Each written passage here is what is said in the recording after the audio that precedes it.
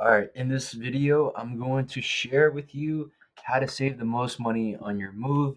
And these are things that moving companies and movers don't want you to know because they want to make the most amount of money on these jobs. So they don't want to tell you these things. But if you stick around till the end, I'm going to definitely show you ways where you can seriously cut down on the time of the move and help you save some money in the process. My name is Thomas, and I am a moving company owner. And in this video, I'm going to go over 5 simple things that you can do that people overlook. But if you do these things, you're definitely going to save money. And trust me, nobody does all of them. So if you do these things, I could definitely share more things that I could show you just so that you can save more money on your moves. But if you can't get through this, then that's going to be pointless. So let's start with the first thing: empty all of your drawers. So I just say this because one time I had to move a dresser, and this person had their clothes filled up. This whole dresser was probably like 400 pounds because they had so many baby clothes in there. And then I tried to explain to her that she should take things out to make it easier to move. And she didn't believe me that it was really heavy. It was 400 pounds. And I told her this is going to be really challenging. So it was really difficult for 2 people to move because we had to go down a flight of stairs and turn. It was a tight staircase. So I actually asked her husband for help, and she had to watch him struggle, with us for like 10 minutes, literally like 15 minutes just to get something down that if she had just removed everything, we would have done it in a minute, 2 minutes. So long story short, remove everything from your drawers, keep everything empty. Like if you have desk drawers, bedside tables, anything like that, just anything with drawers where you can put stuff in, empty it so that it's easier for us to move. All you really want us to do is get into your place and just start wrapping your furniture and start heavy lifting, right? If you can make that a process for us where we're not like taking things out and packing it for you. We're like just going through that whole, all of that. It's going to save you a lot of money on your move, and most people do not do that. So empty all your drawers, and put everything in boxes. So that's pretty much step number 2: be 100% packed and ready. And what does that mean?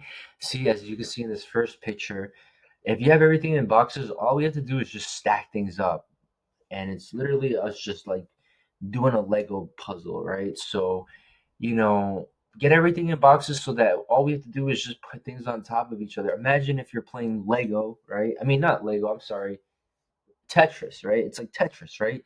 Imagine if there's just like the square pieces that are coming down all the time, and all you have to do is just put a square piece on top of a square piece.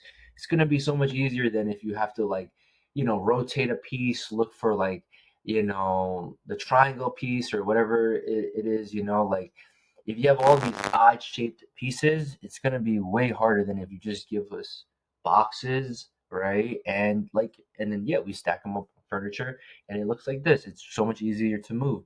You start giving if you have like all these things that are just like laying around, miscellaneous items that you don't put in boxes, we don't really know what to do with that, right? So we're gonna have to carry these items one by one and then like find a place in the truck for them, and that's gonna take a lot of time. But if everything is in a box, it's really easy. Think about it. You could even do it yourself, right? If you just had boxes to put in a truck, you just stack them on top of each other. So yeah, try to eliminate these knickknacks. If you can't put things in like these tote bags that you see here, these blue tote bags, because then things are there's a less likelihood of things falling out of the box, and just you don't have things just all over the place. Like it's easier to track, easier to move. So if you run out of boxes, think about getting these tote bags. It's just gonna make the whole process a lot easier. Um, the next thing is remove all like artwork off of the walls. Like if you have anything on the walls like curtains, artwork, a mirror, try to take these things off the wall so that we're not doing it on the day of the move because that's going to add a lot of extra time, right? Like imagine if we're all packed and we're ready, like we're loading up the truck and now we got to go back inside and look for all the artwork and take things off the wall, remove screws. It's gonna add a lot of time to the move. It's gonna save you money to remove those things yourself. And these are just general things to keep in mind.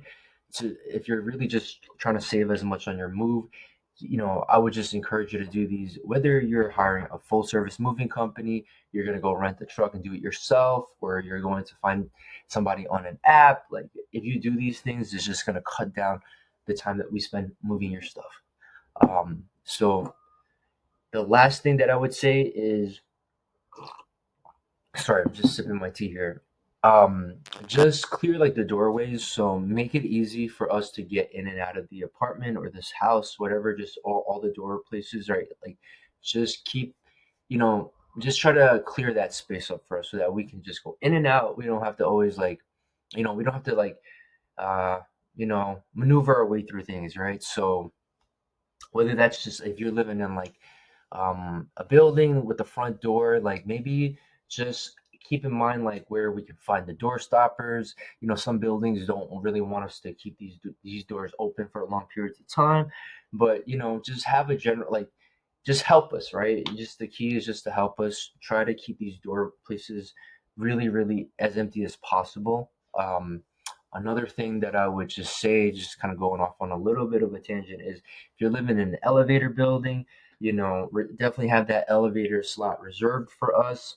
Make sure that there's nobody else using the elevator, the service elevator, because sometimes there's like two or three moving companies that are moving at the same time. Imagine if we're just like waiting for the another moving company to go upstairs and come back down. You know that happens a lot. So if you can try to book a time slot and just confirm with the building that this is your time slot to move and only you're using the elevator, it's going to save so much more time. I've seen moves just go for twice as long as it should had to go, just because people didn't they didn't have the elevator reserved just for themselves, right? So I've had instances where we stayed an extra 3-4 hours just because somebody else was using the elevator at the same time and we had to wait. um Another thing, just going off a little bit of a different tangent, is um have an idea of where the movers can park their truck, right? So if you're living in obviously if you're living in a house and you can park in your driveway, but if you're in like a building in New York City, have an idea of like where we could park. Is there parking out front? Like if the building is asking us to use the service entrance, right, and that's behind the building, get the address to that entrance behind the building, right? Don't give us just your address and say it's around the corner, because we're not going to know where that is. So um, definitely do that. And if possible, like help us figure out where we could park the truck, right? If it's like, hey, you're gonna have to be double parked, you're gonna have to park down the block, whatever it is, just give us an idea of the parking situation as best as you can. Sometimes I know it's really difficult, um, but yeah, just help us in that process. All right, cool. So then the next thing is disassemble bed frames, and this one is, yeah, I can understand why some people don't want to do it. It just could be a little bit annoying to like take apart your furniture, and you're probably gonna be sleeping on your bed the night before, right? So you may not have time to do this, but moving companies, they generally have an additional fee just for disassembling and reassembling furniture, and that's also time spent on the clock. Like sometimes if you have something that's a little bit more difficult to disassemble, or you have people who are inexperienced, it could take a really long time doing this stuff. Um, so yeah, if you can just grab a drill, disassemble everything, put all your screws in a bag, so it's really easy for you to reassemble it yourself. But if you don't want to do that, then obviously, you can book a moving company like us. I'm just gonna plug myself in here real fast, and yeah, we'll handle the disassembly and the reassembly for you. But if you really want to cut down, save some extra money, disassemble all the furniture. If you have like a couch that's like a two-piece couch, an L-shaped couch that that needs to be like kind of taken apart, you could take that apart too. Yeah, so like if you have a table that's like it's not going to fit through the door, you can take some of the legs off, right? These are things that are just going to speed up the moving process because seriously, some people could just take all they can milk the clock doing this stuff. Um, so yeah, disassemble the bed frames. All right. The fourth thing is to move on a slow day. What that just generally means is there are just days in the week and the month and in the whole moving season that are just a little bit more expensive to move. Usually that's at the end of the month, just because so many people are moving and moving companies know that they could charge a little bit extra at the end of the month just based on the demand, um, the surcharge. So, if you can avoid that, find a couple of days maybe to move before the end of the month or after the end of the month. Some people may charge you a little bit more to move on holidays just because you may not want to work those holidays. Um, Sometimes moving companies can charge you a little bit extra on the weekends, right? On Sundays and stuff like that.